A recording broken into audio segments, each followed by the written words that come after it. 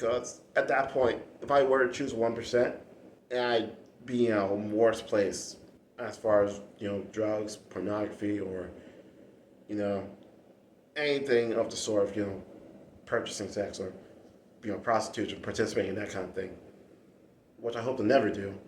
It's just one of those things that's like it sucks that options like that even were to even cross my mind because I'm not gonna lie to you and say I'm the perfect man because I'm not. It's just the fact that like those options always loom around my headspace. So it's just one of those things. It's like wow, like I these options suck. So I'm gonna pick the option that yeah, it'll make my body hurt for days.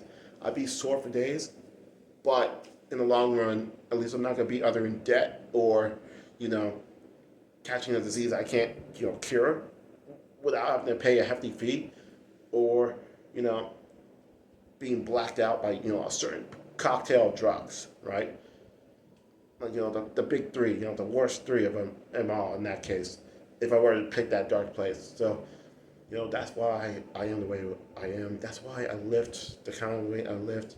It's not anything of a pain being a motivator or any of that corny stuff. It's just the fact that at that point I just feel like I have no options, and that's kind of basically my story of why I am the way I am. It's not a place of looking back and be like, hey, this is great, this is motivating. I actually have a tendency of just looking back in anger and be like, I could have done something. Like if there were no consequences for me standing up for myself, I would have taken it. But there were consequences for me standing up for myself. It's just one of those things. It's like, I kind of look back.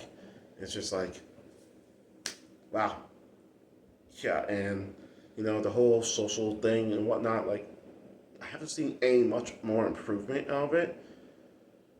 And like I said, it's frankly kind of like the whole thing. Like, did my Asperger's, due to the fact that I still have a speech impairment every now and then.